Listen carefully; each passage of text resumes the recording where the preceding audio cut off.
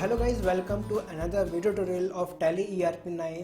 मैं आपका टीचर अतुल और आज हम लोग यहाँ पर डिस्कस करेंगे कि टैली के अंदर TDS की एंट्री किस तरह पास करनी है और टैली के अंदर TDS को इनेबल कैसे करना है। उससे पहले आज का टॉपिक स्टार्ट हम कर रहे हैं, उससे पहले मैं आपको बता दूं, अगर आपने हमारा लास्ट वीडियो चेकआउट नहीं किया है तो आप फटाफट जाकर चेकआउट कीजिए, क्योंकि उसमें मैंने आपको TDS होता क्या है, उसके एग्जाम्पशन लिमिट क्या है, क्या टाइम होता है डिडक्ट करने का, TDS का सर्टिफिकेट इशू कौन सा करना होता है, वो यानी कि TDS का जो बेसिक थ्योरी है जिसकी हमें रिक्वायरमेंट रहेगी टैली में TDS को सीखने के लिए, वो मैंने डिस्कस किया हुआ है। तो अभी तक आपने वीडियो चेकआउट नहीं किया है तो फटाफट से जाके आप उस वीडियो को चेकआउट कीजिए, तब हम यहाँ पर डिस्कस कर सकते हैं। ओके, तो यहाँ पर फटाफट से आते हैं हम। तो यहाँ देख सकते हो हमें एक क्वेश्चन दिया हुआ है, create a company with Sencorp name and based in Delhi and with the financial year this.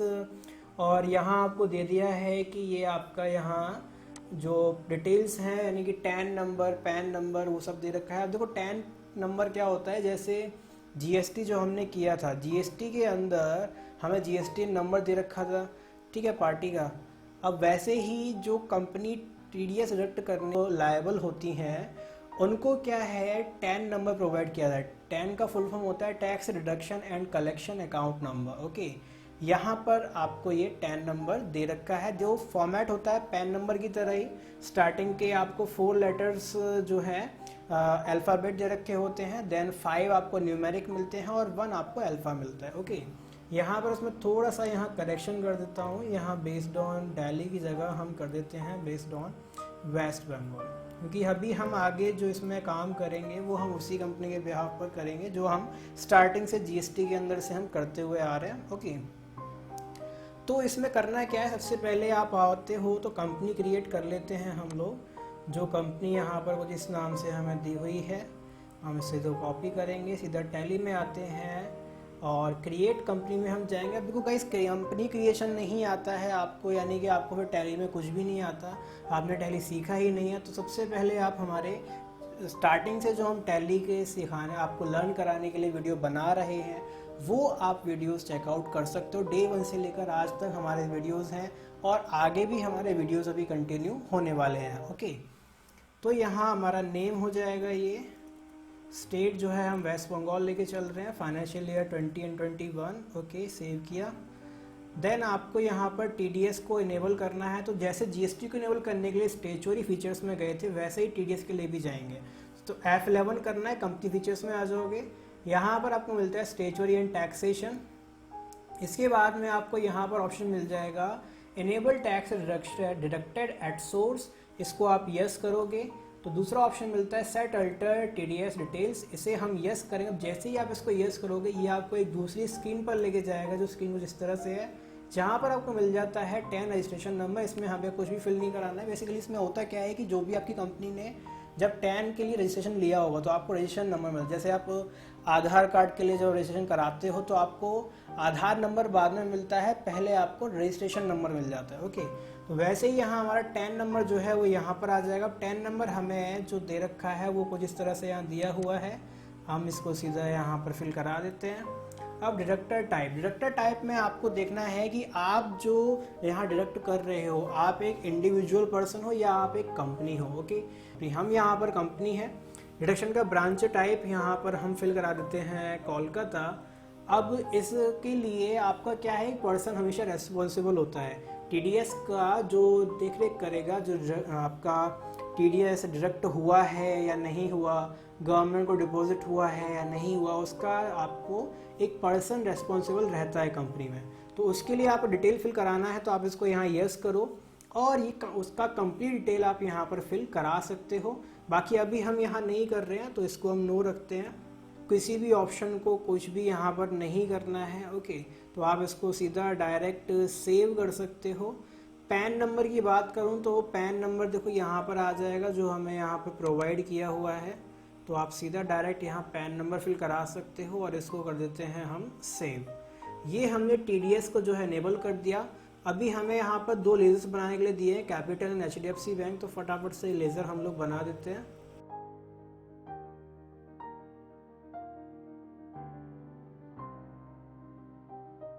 Then हम लोग फिर आते हैं अपने TDS के ट्रांजैक्शन पर, जो हमारा मेन टॉपिक है यहाँ पर। अब देखो थर्ड क्वेश्चन जो है इसमें आपसे कह रहा है कि on 1st of May company paid office rent of 3 lakh to messrs Mohan estate by cheque number this after deducting TDS। यानी कि यहाँ पर हमने, अब देखो हमने एग्जाम्पल जो अपने थ्योरी वाली वीडियो में लिया था वो भी रेंट का ही लिया था, अब भी हम रेंट के ऊपर ही डिस्कस कर रहे हैं, बाकी आगे हम और भी एग्जांपल्स को डिस्कस करेंगे अदर एक्सपेंस के ऊपर। ओके, अब यहाँ 3 लाख रुपए का आप रेंट दे रहे हो जिसमें ये कह रहा है कि आपको TDS डिडक्ट करने के बाद देना। अब देखो यहाँ पर इस पार्टी का मोहन स्टेट जो है इसका पैन नंबर दिया हुआ है।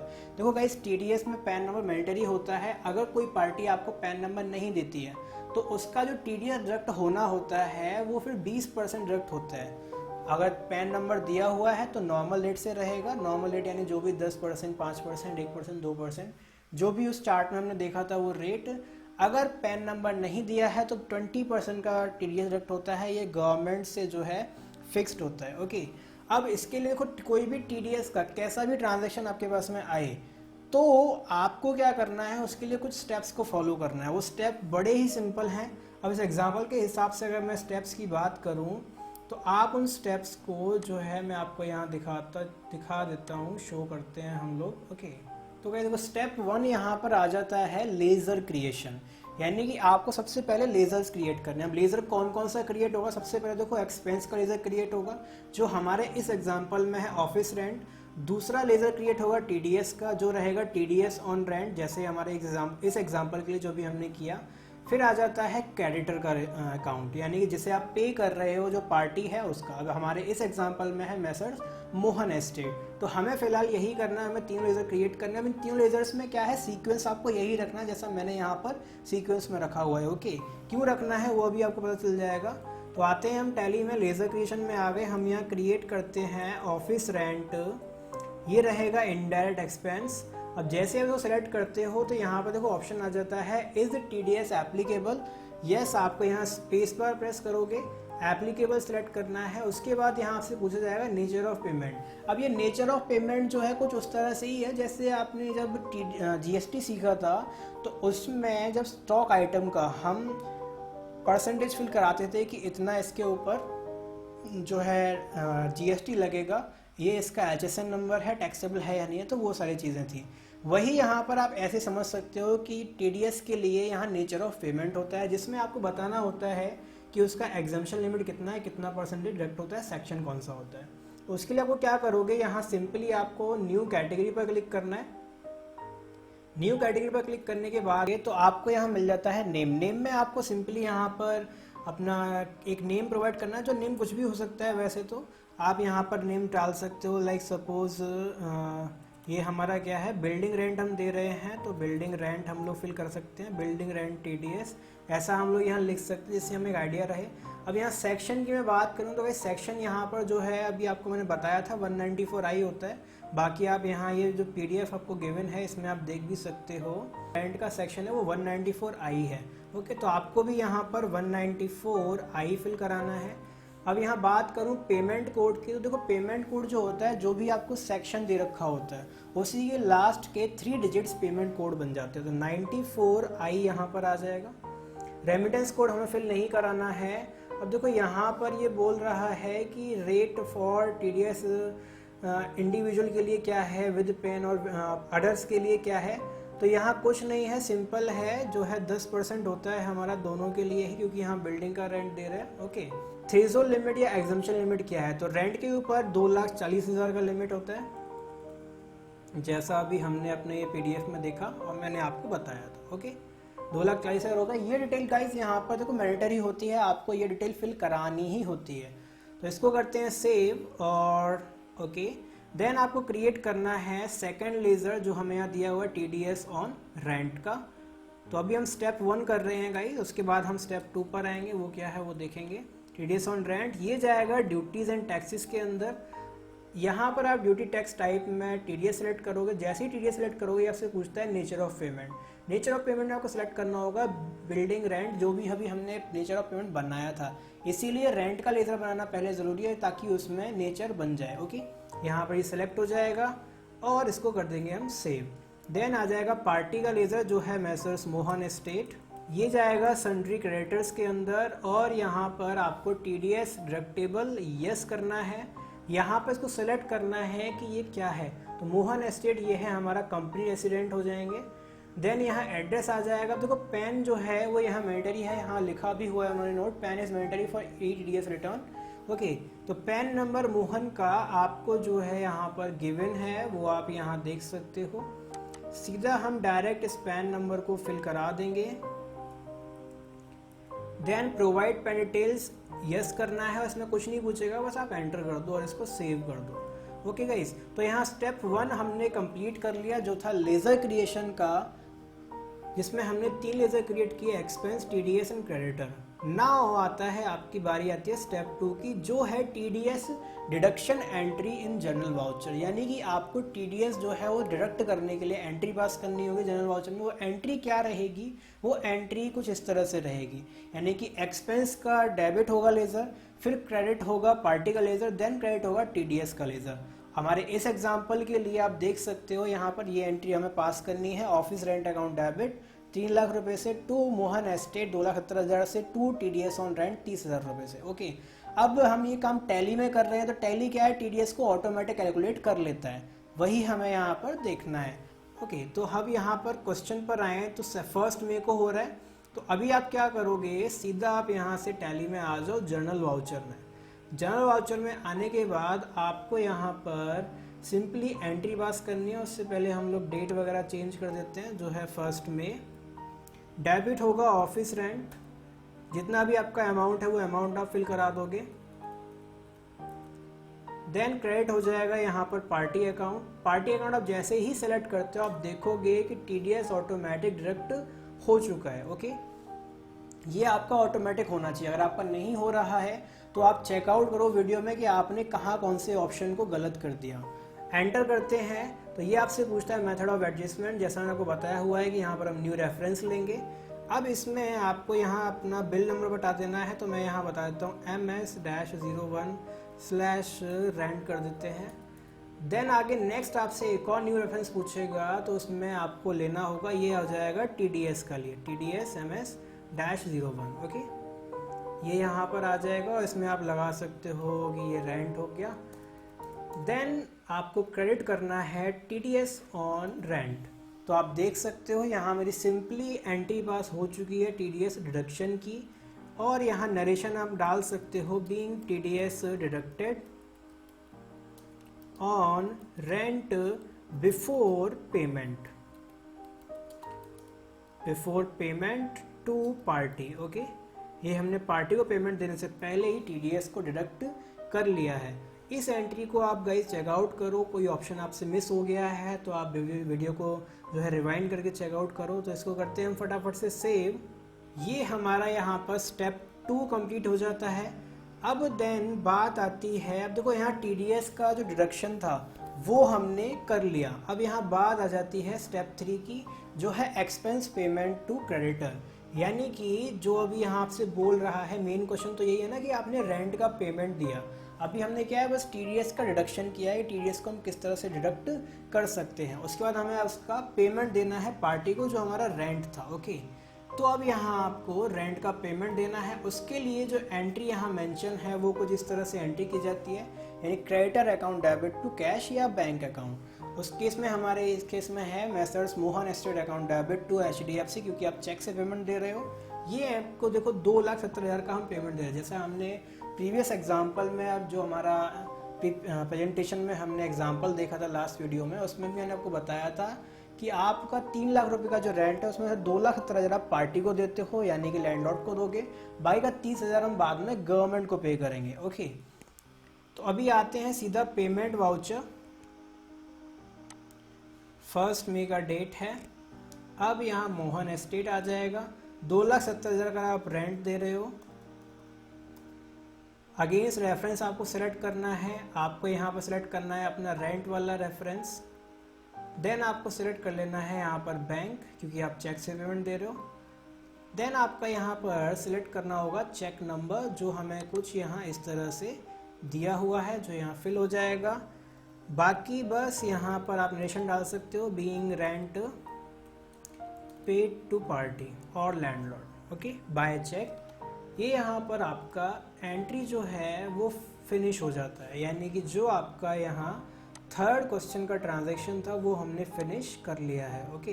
यानी कि एक टीडीएस की ट्रांजैक्शन को करने के लिए हमें 3 स्टेप को फॉलो करना है। Step 1 ledger creation, step 2 TDS deduction entry, step 3 payment to party, okay. ये 3 स्टेप को आप फॉलो करो, टीडीएस की एंट्री कभी भी गलत नहीं होगी। बस एक केस ऐसा आता है जिसमें हमें अपना ये मेथड थोड़ा सा चेंज करना पड़ जाता है, वो होता है एडवांस टू पार्टी का, कि अगर मान लो एडवांस मिलता है तो उसके ऊपर टीडीएस कैसे डिडक्ट होगा। अभी यहाँ पर क्या हम पार्टी को पेमेंट दे रहे हैं, उसी टाइम पर डिडक्ट हो रहा है, ओके। अब नाउ आपके लिए यहाँ पर आगे क्वेश्चन उन्होंने दिया हुआ, इस क्वेश्चन को देखने से पहले थोड़ा सा टीडीएस का यहाँ रिपोर्ट चेकआउट करते हैं। जैसे अभी आप मान लो बैलेंस शीट में आते हो, तो बैलेंस शीट में आपको आने के बाद यहाँ दिखेगा कि ड्यूटीज़ एंड टैक्सेस में आपको 30,000 रुपये जो है गवर्नमेंट को पे करने हैं एज और टीडीएस, ओके। बाकी आपके बैंक से यहाँ पर 2,70,000 जो है वो कम हो चुके हैं। और आप अपना अगर आते हो प्रॉफिट एंड लॉस में, तो आपको देखने को मिला कि ऑफिस रेंट आपने 3 लाख रुपए का दिया है, ओके। आप 3 लाख रुपए का रेंट पे कर चुके हो। वो बात अलग है कि 2,70,000 पार्टी को गया और 30,000 हमें गवर्नमेंट को देना है। अभी हमारा एक्सपेंस तो 3 लाख का ही हुआ मेन। तो यही टीडीएस का जो है बेसिकली प्रिंसिपल होता है।